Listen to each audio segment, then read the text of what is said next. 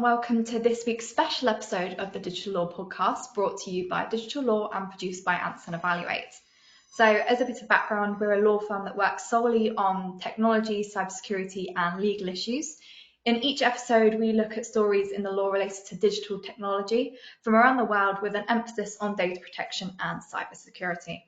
I'm Amelia Davies, an apprentice solicitor at Digital Law UK, and I'm joined by my colleague Peter Wright, and we're going to be doing a deep dive into threads. So I will pass over to Peter, and then we will get started. Thank you, Amelia. My name is Peter. I'm a solicitor and the Managing Director at Digital Law. I'm looking forward to taking a deep dive into threads. And Amelia, it's just about you've been using this because I'm a Twitter user. But I must admit that I've not really been able to get into threads so far. So what's it like? Well, I am not a big social media user. For listeners who have not previously heard us speak about kind of the social media side of things, I didn't have Facebook until I started working for Digital Law. So, I mean, that says a lot in itself. So I can safely say I've never used Twitter. So I was quite intrigued about threads because every man and his dog suddenly seemed to have it, be talking about it, or it was in the news. And I don't really see the appeal. I mean, we're at an age when everything is on Instagram or TikTok, and it feels like it is just a copy of Twitter from what I can understand that is. And I mean, people are using it, I guess. And I mean, it's already got 100 million users. Yeah. But I don't really see the appeal personally, especially given the sign-up process is surprisingly easy and actually worryingly easy, as we will discuss later. Do you need to have an Instagram account? Yes. So essentially that is your Threads account as well. So the information essentially migrates across, and you can make slight changes to, for example, your Threads bio. But basically, it takes what your Instagram bio is and copies it over. And from what I can understand, all of the personal data, which, again, we will discuss in a lot more detail. Before we go down the personal data rabbit hole, which we will in some depth. So, because what I've read, it said it's a text-based messaging app, which sounded actually more like WhatsApp than anything. But so, I mean, with Twitter, you've got your 280 characters as it is now, and you can attach video and pictures and links. Yes. Is there that same level of functionality? So yeah, there is actually. So the difference being that Threads, you can be up to 500 characters. So there is a little bit more wiggle room in terms of the detail you can add. Essay length compared to Twitter. Well, yeah, exactly. And you can include links, photos, and videos up to 5 minutes in length. So I'm not sure how much that differs from Twitter in terms of what you can upload lengthwise, but certainly there is a crossover of functionality. Yeah. Okay. And in terms of interaction, I mean, on Twitter, you've now got it where, people can share a tweet. You can have long lists of people commenting under a tweet, it's almost like the below the line on YouTube, where it's the further down you go, the more into insanity you tend to find yourself slipping. But in the same way, you've then got these multiple Twitter threads. So from a tech perspective, I like going in, and sometimes you'll have someone who does like a really deep dive. Here are 30 tweets in a thread about a particular area, and they'll share content, thoughts, etc. And I'm thinking, given that they've called it threads, that it allows for that as well. Yeah, you'd be correct in the sense that, like I said, I've not used Twitter, but it does seem to take the same kind of stance and functionality level, because you have got, as you would say, threads of where someone will post something ridiculous, like, oh, I've just had 4 coffees. I don't know, that's completely off the top of my head. And then people will post all their coffee orders or whatever underneath, and then pictures, etc. This is the kind of fascinating content that brings people back to social media. Apparently so. But the interesting thing is, there is a level of crossover between Instagram and Threads. So you can post your threads on Instagram. Right. And there is a level of, you can then, if say you have got a thread that has been posted on Instagram, you can use Instagram to then view the thread, if that makes sense. Oh.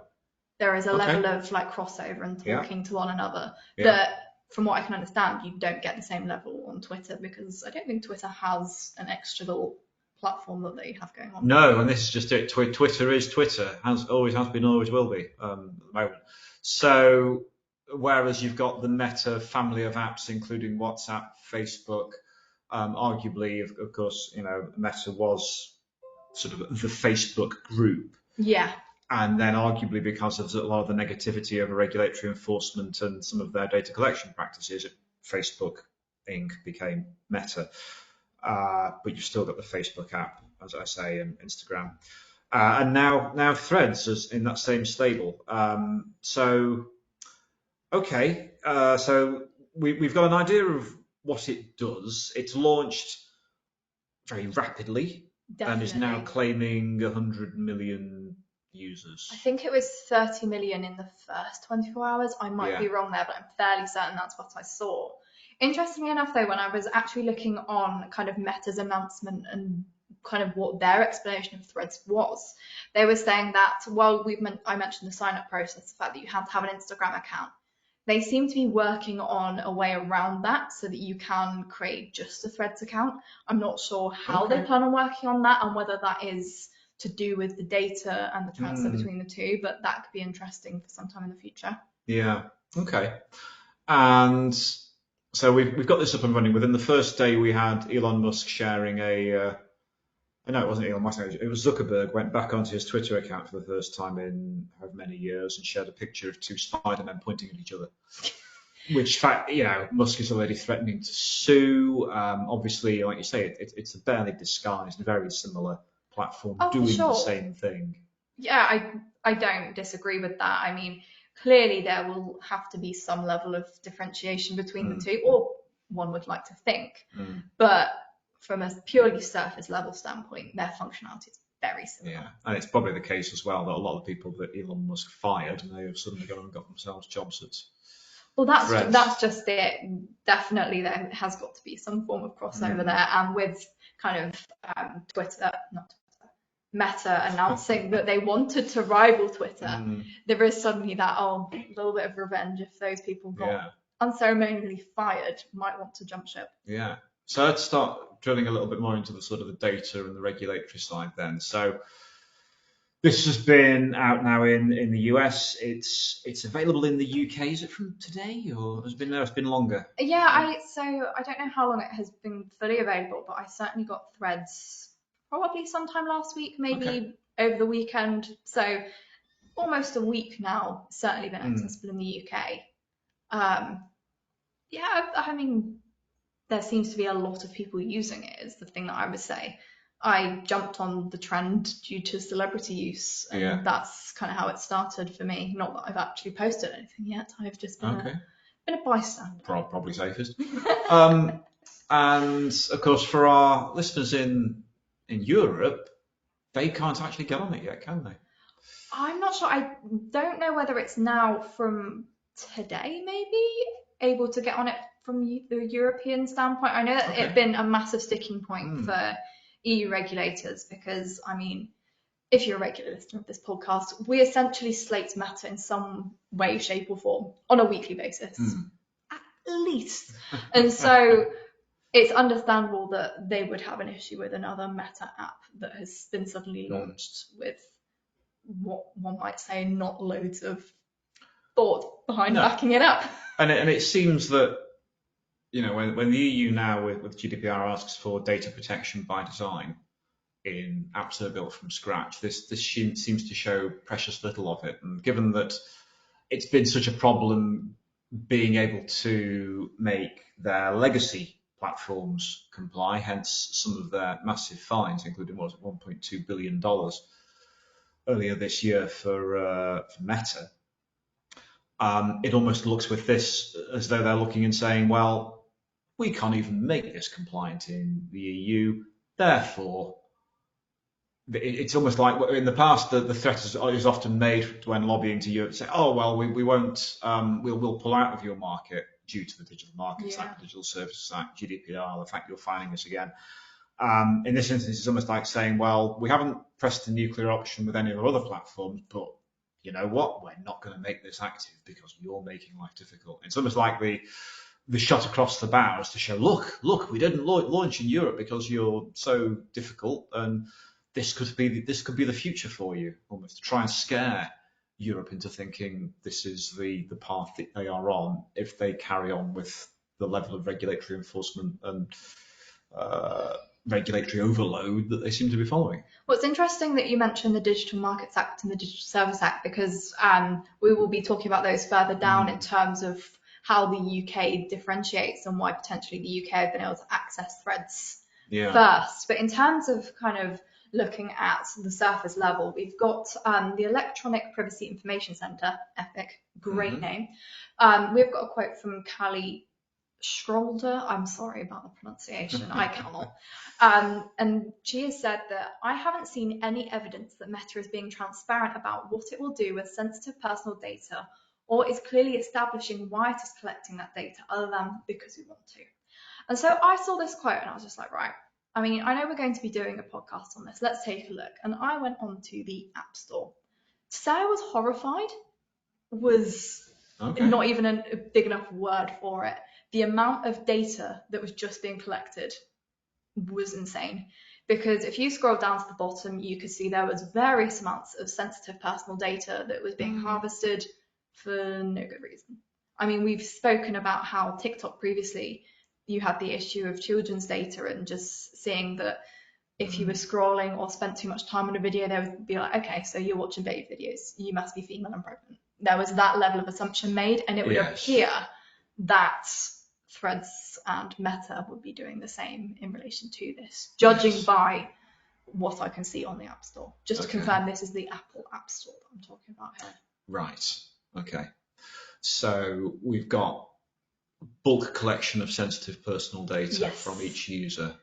I'd say bulk wasn't even a big enough word to describe the sheer amount of data being collected. Yeah. So this must be an effort to think, right, we can, as you say, be able to then serve posts to the viewer they think will interest them and they'll want to see. It's that level of potentially then where Meta is using users to create revenue by targeted ads. Yeah. Which that is where Meta makes their money, and you can see if they've got this amount of data on us, then no wonder we see targeted ads that are for baby products when we're pregnant or whatever. And that is indeed the issue they got in trouble with when it came to that $1 billion fine last time, was analytic. And here we have circled back to potentially the problem in Europe in regards to why Threads, or there certainly was a delay with Threads being released in Europe. Yeah. So we've got this huge level of collection of personal data. There appears to be almost a disconnect there with collecting such a large volume when the principle of data minimization is at the heart of GDPR, which in effect is saying, look, you should only collect the data that you need for the specific reason of providing the service. Meta will argue, oh, well, Threads needs all of this in order to be able to provide users with the user experience of having these posts that we think they'll like. And probably the same argument they were doing with the analytic data previously when it came to adverts, to say, well, the only reason we can afford to do this for free is through the targeted analytics and advertising that we are able to do. So on those two fronts, that will be the argument I'm sure they will make. But clearly to have launched in the jurisdictions they have with these data collection practices almost suggests a repudiation of any sort of assurances they may have given to say, oh, we're actually going to stop collecting quite so much data because of previous regulatory enforcement Meta's received. Certainly isn't on the cards here. They're actually almost doubling down. Yeah, I would say. So just an example of the data that is included in the privacy policy. So it says, in addition to your Threads activity, the company's privacy policy indicates they will collect GPS location data, camera access, photos, IP information, device you're using, and signals, which includes Bluetooth signals, nearby Wi-Fi access points, beacons, and cell towers.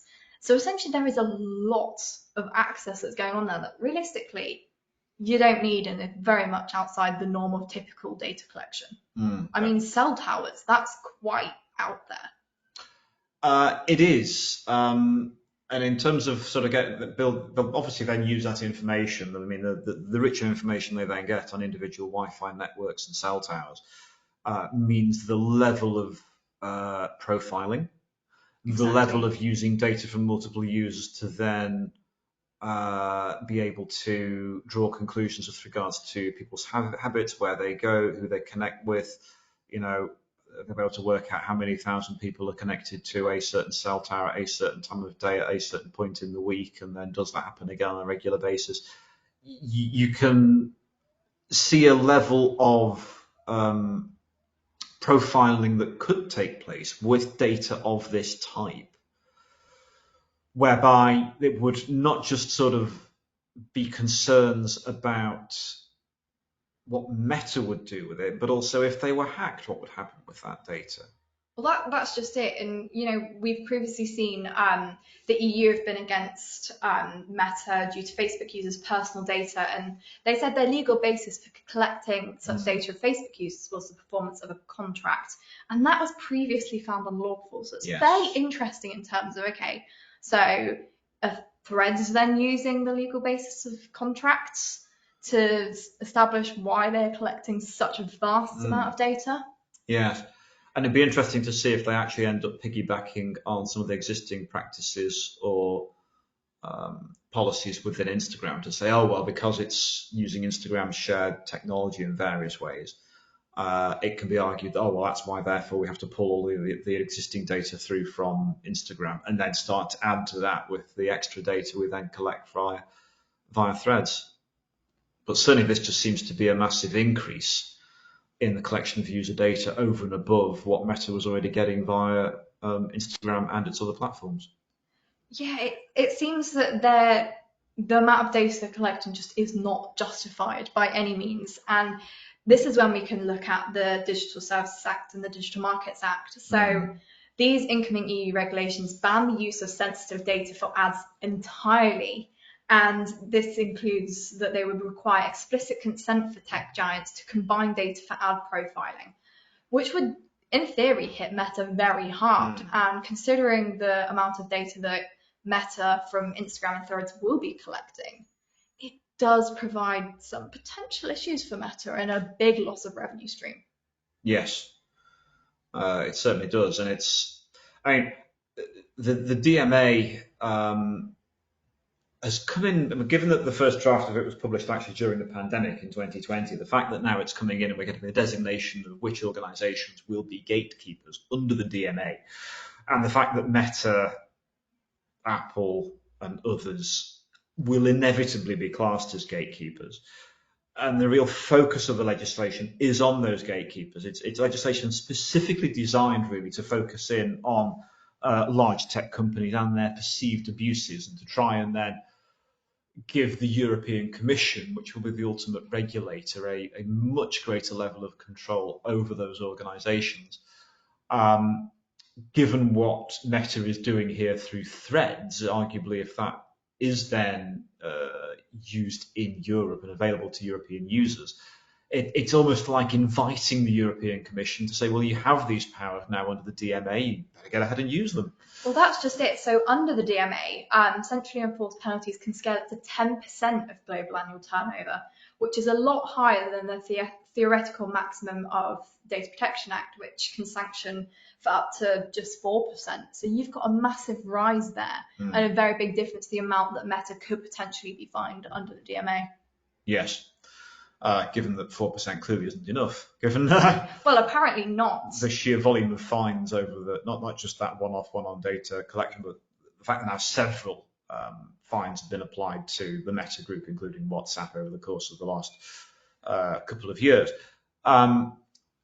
Clearly, the view of the European regulators may well be, well, look, this section hasn't been enough, and when the European Commission's thinking powers to make this work, then 10%, given that we're not just looking at data protection, but wider how these platforms behave in the market and how they potentially use their position in the market or indeed abuse that position, then that's where suddenly 10% is an even larger stick with which to use to try and get them to follow the patterns and the law that the EU is trying to set down on these competition issues. So in theory, I'm just thinking out loud here, could you be fined under both the DMA and the Data Protection Act at the same time?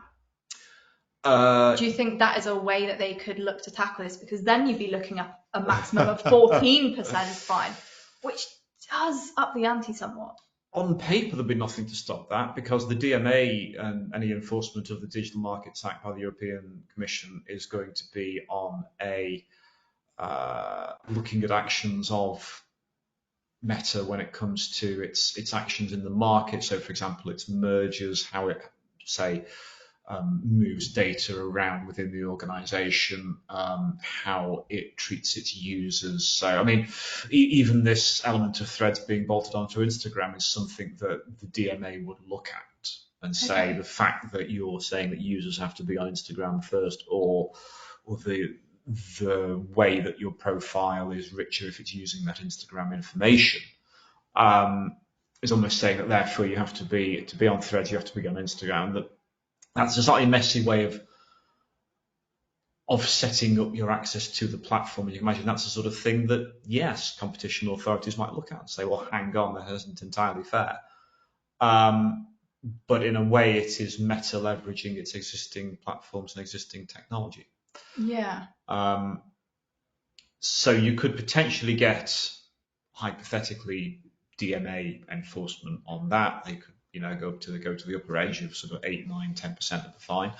And then you might also find they could get enforcement not from the European Commission, but from one of the EU data protection regulators for a data protection infraction. And that could be at the upper end of that 4%, as you say. So it's certainly possible that you could face, an attack on two fronts, as it were. Threads could find itself facing off regulatory enforcement on multiple fronts and sustaining significant pieces of regulatory enforcement like that. Whether it would come on the same day would be somewhat, coordinated. A level of coordination there that I think is beyond even the European Union. Yes. But you can imagine certainly within one quarter. Yeah, that could be within damaging. 1/50th quarter, they could be facing massive fines like that based on their financial accounts of the previous completed trading year, which is what they'd look at when they'd be calculating those fines. Interesting. So comparing that then with the UK's data protection regime, so that is obviously derived from GDPR, and technically speaking, they have the same legal requirements of around processing personal data. However, the big difference here is the fact that the UK's data protection watchdog, the ICO, they've been famously inactive on systematic breaches of surveillance on the advertising industry. So potentially this is why we are seeing threads launch in the UK before the EU, because realistically speaking, they feel like they're not going to be touched. There may well be that feeling. I mean, the UK Information Commissioner, Mr. Edwards, has taken a different approach to enforcement over the last 18 months. He's not beholden to the European Data Protection Board. I mean, it's the European Data Protection Board that seems to have almost dragged the Irish regulator kicking and screaming to make the large enforcement actions and much penalty notices that it has so far. Yeah. Obviously, the ICO is not subject to that, being outside of the European Union. So even though you have GDPR or a form of it in the UK, you've got a regulator that isn't approaching enforcement in the same way. And then you've got the fact that the UK government is talking about, it's talking about changing its data protection laws as one of the perceived benefits of being outside of the EU, but they've not really got an awful lot of room to manoeuvre if they wish to maintain the adequacy decision from the European Union. So it's almost like at the moment you'd say, well, what's the chance of any large wholesale data protection reform in the UK in the next 5 years? Probably fairly small. Fairly small, and also, quite frankly, if you have even looked at the news about the UK government, they're certainly not in a position to be fighting a fire such as GDPR when there are definitely other matters that come ahead of that at the moment. The British Prime Minister gave himself 5 priorities earlier this year, and of those 5 priorities, none of them at the moment anywhere near being addressed. So the amount of bandwidth within Whitehall to address anything else at the moment is somewhat limited. So the idea of embarking on wholesale data protection reform to distract from any of those five priorities that have been set out it's difficult to envisage it at the moment. Yes, we have had Queen's speeches under when Boris Johnson was Prime Minister that said yes, we want to carry out data protection reform, but he's now gone. And to be blunt, the Queen is now dead. Well, yes, and the arguably the Queen of the Department of Culture, Media and Sport, Nadine Dorries, has moved on as well and is no longer the Secretary of State who was looking at doing all of that. And it seems that the current incumbents are sort of content to leave things as they are, even though you've got people saying, well, hang on, in the UK, one of the benefits, it's like, surely one of the reasons for leaving is we could just get rid of the cookie banners. And that hasn't even happened. And that's definitely more low-hanging fruit than certainly some of the proposed changes. You'd think, and if you can't get that through, then that perhaps shows that room to manoeuvre is simply so narrow that it's just being left on the shelf as being simply too difficult. Even if you'd think it would be one of the cheaper things you could do that would show an element of deregulation, which would perhaps then show, look, we're helping people to innovate and we're helping the makers to go out there and innovate and do different things. Well, it would be a gesture to do that, and even that is too difficult. So if you can't even get rid of the cookies, I can't see any wholesale data protection reform in the meantime. But we're almost going down the other rabbit hole of Brexit and data protection, which is a whole other story. Okay, so moving then back towards threads, a point that we haven't mentioned, obviously we've talked about how users will log in and create a Threads account. What we haven't actually touched on is the fact that if you want to delete your Threads account, you will also be deleting your Instagram account. So this is not something we've yet talked about. And this is, again, something that Meta themselves have said, look, we're trying to figure out a way around this. But for the time being, should you not wish to use your Threads account, you can only deactivate it or kind of put it on hold, whereas you cannot out and out delete it without deleting your Instagram, which, as Instagram is very widely used, you'd probably not want to do that. Which almost suggests that it's impossible to really be able to comply with the European Union's much cherished right to erasure. Indeed. If you've had an Instagram account for 10 years that you don't wish to delete, but you've gone onto Threads and you don't like it and wish to come off, in effect, we're saying that you can't actually just close down and forget about that Threads account. Exactly. Because I myself, I was thinking, this isn't for me, not really that fussed. Do I really want it on my phone? Not really. But I was like, well, I mean, I hadn't posted anything, really had been a bystander, but I was like, well, I can't even delete my account because, quite frankly, I quite like my Instagram account. I do actually need it for a few purposes. So here we go. This is literally the it's almost like it's laughing at you once it's on your phone. They're basically saying, look, we've got you now and we're abstracting all of your data, but you won't get rid of us because then you'll lose Instagram. Yes. We have you now. That's not at all sinister. So I think in that context, suddenly the difficulties of operating in the EU, complying with that right to erasure, not to mention the argument, I mean, that suddenly starts to feel like a fairly significant abuse of a dominant market position to me. Yes, definitely. So no wonder, therefore, that being able to properly demonstrate you're complying with the Digital Markets Act could be problematic. I mean, and again, Threads, Meta, they have said, we want to change this, but there's wanting to change and needing to change. It's all well and good having a lovely press release that says, look, we are working hard on making these changes, etc. But seeing these changes is quite another thing. Yes. I mean, let's face it, we saw that WhatsApp had a massive fine for not complying with some pretty rudimentary GDPR bits and pieces, and yet it took them about 18 months after to actually change their privacy policy. And I mean, if that's the timeline we're working with, I mean, what are we going to expect for something that they want to do? Indeed. And that was something that they needed to do. So I think it's very interesting, and we will certainly be seeing more of Threads as time passes and see realistically what countries are going to be doing and regulation, how that's going to affect Threads and the usage of the app. Because I mean, if people can't, we've got all of this coming out, we've got 100 million users so far, but if more and more is going to come out, might be interesting as to whether usage drops off, because people might not want their data harvested in such a massive way. Yeah, indeed. So I think it'd be interesting for those who've listened to this discussion. Are you using Threads? What do you think of the way that they are collecting data? Is it worth? Is the collection of data worth the product that you're receiving? I mean, And if you're in a jurisdiction where you can't get Threads, are you desperate to get it? I mean, certainly from my standpoint, it's not worth the hype. But that is just one person's opinion. There we go. So a big thank you for listening to our podcast this week and our special episode based on Threads. If you'd like to hear more from us, including our more standardized weekly podcasts, you can access these on Spotify, Apple Music, and basically anywhere that you'd find your normal podcasts. And thank you again for listening. And thank you to Anson Evaluate for helping to produce this podcast.